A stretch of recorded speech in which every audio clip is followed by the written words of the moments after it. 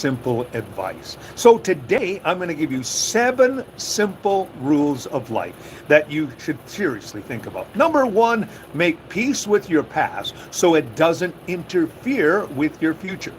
I love what Paul says when he said, forgetting those things which are behind, I look forward to those things in the future.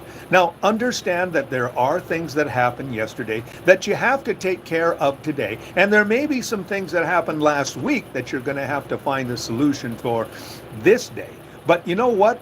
Don't allow your past to define you. I met people over the years who are struggling with issues that happened to them years and years ago. Relationships that went south, things that happened to them that they're still carrying the pain of what happened then. So what my simple advice for you is, make peace with your past, whatever it is. You know, if you need to forgive, forgive. If you need to release it, because you don't want it, of course, to, interfere and destroy what's happening in your life in the present, especially when it comes to relationships. If you've been hurt by someone in the past, just let it go. Because guess what?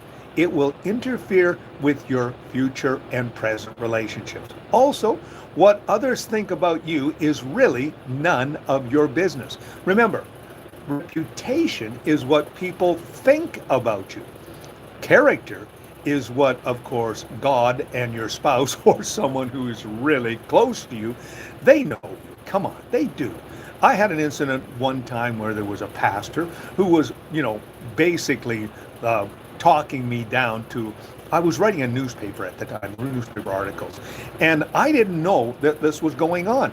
And so I walked in with my article, and the people there said, "Did you know what he was saying?" I said, "No." "What did he say?" And then, of course, they told me, and I said, "Well, did you believe it?" They said, "Oh, no, I didn't believe that." I'm glad. But it really doesn't matter what people think of you, because the truth of the matter is, it's not going to change. And if you start trying to please people, guess what? You're going to be in a terrible trap. You really, really are. So what others think about you is really none of your business. Just stay focused on whatever God and you have got to do. Thirdly, time heals almost everything. So give it time. And it is important to realize that. I didn't say it'd heal everything, but it heals most everything. And as you look in the past and you realize, man, that really hurt. That was really bothering me. But as time began to progress, and again, the secret of allowing that to happen is letting go and also forgiving. I cannot stress those things enough. And of course, the 2 previous things that we talked about. Also as well, don't compare your life with others and don't judge them. You don't have any idea what their journey is all about. A perfect example is a horse race, okay? You ever notice that when you watch a horse race, the horses have blinders on the side of their eyes? You know why? So that they don't see what another individual is doing, what the other horse is doing. Maybe it's about time that you understand that you need some blinders on your life. You need to focus on those things which are important. And also as well, and I love how Rick Warren says, he says, I'm not going to worry about those who are running beside me or running in front of me because I'm running my own race. Remember that. No one knows what you are doing except you. And if you start comparing yourself together, guess what's going to happen? You are going to get into this vicious trap of keeping up with the Jones. And it will create such what I would call, you'll be unhappy because you'll never have enough and you'll never be able to, enjoy.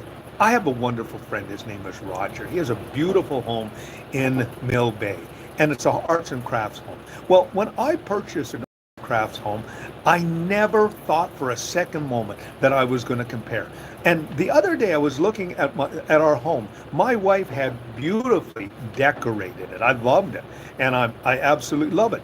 But I can't compare what my friend has to what I have because he's a different individual. And his wife and him are wonderful people. They have completely done a great job. But you know what? don't compare, because as soon as you get into comparison, you're going to be dissatisfied. And that is actually one of the things that is going on in our society today. People are so dissatisfied because they see the lifestyle. And of course, Facebook and the different platforms, everybody seems happy. Everybody seems to be out there, and they're actually producing or projecting a false narrative. So don't ever compare your life with others, because you have no idea what their journey is. And also as well, when you compare, you actually begin to judge them, and you don't want to do that. Okay. Also as well, stop thinking too much. It's all right not to have all the answers. They will come to you when you least expect it. So don't sit there and come across as a know-it-all. I've met people like that, and so you. And of course, when they come across that way, you know what, really? They're insecure. And you don't want to project insecurity. You have already decided that you're just going to live your life the way that you and God need to have that happen. So, and also just don't overthink, because you know what overthinking does? It creates worry. And of course, worrying doesn't change the situation. In fact, it often magnifies. Did you know that 9 out of 10 things that we worry about actually never happen? I have a simple plan. Whenever I start getting a little concerned about something, I talk to God about it. I say, okay, God, here it is. I don't know why, and listen, I am just like you. There have been situations where it's been overwhelming, and I get a little concerned, and I admit I worry. But you know what? I bring it before the Lord, and then something just pops into my heart, and it's beautiful how that happens. So remember, and answers often come when you least expect it. My wife and I were watching a particular program called, the tow people in Norway, and often how they solve problems towing trucks out and different things by the most unexpected situations. They may have a brainwave. You may have a brainwave. And it just, all of a sudden something solves and it's beautiful. Just don't overthink, because you know what'll happen? The answer will come in time. Also as well, no one is in charge of your happiness except you. And that's important. And remember this, happiness is an emotional response to the perception of what is going on around you.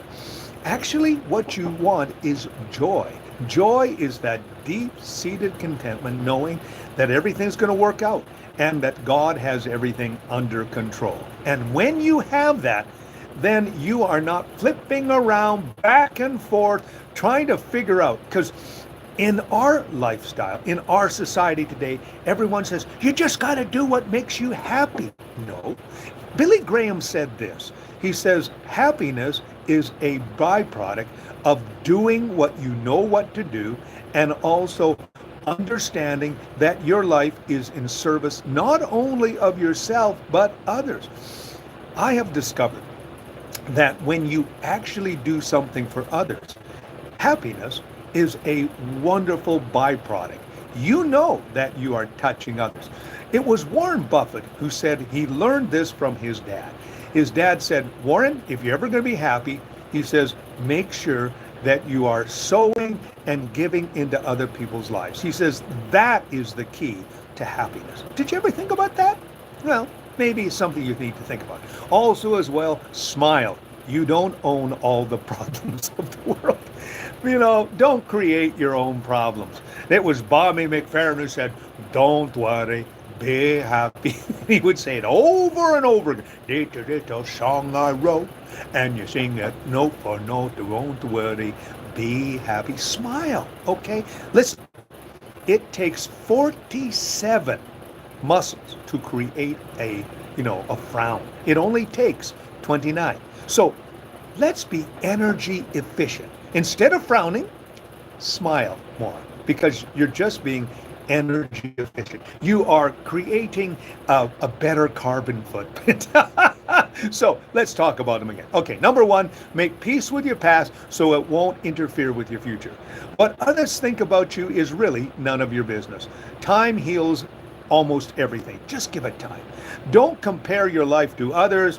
Don't judge them. You have no idea what kind of journey they are on. You're on your own journey. Stop thinking too much. It's all right not to know all the answers. They will come to you when you least expect them. All right? Number 6, no one is in charge of your happiness except you and the Lord, and smile. You don't own all the problems of the world, and you want to be energy efficient. A little thought for you today. My name is Robert Dean Steele. Thanks for spending time with me. Have yourself a great and godly day. And remember the 7 rules of life.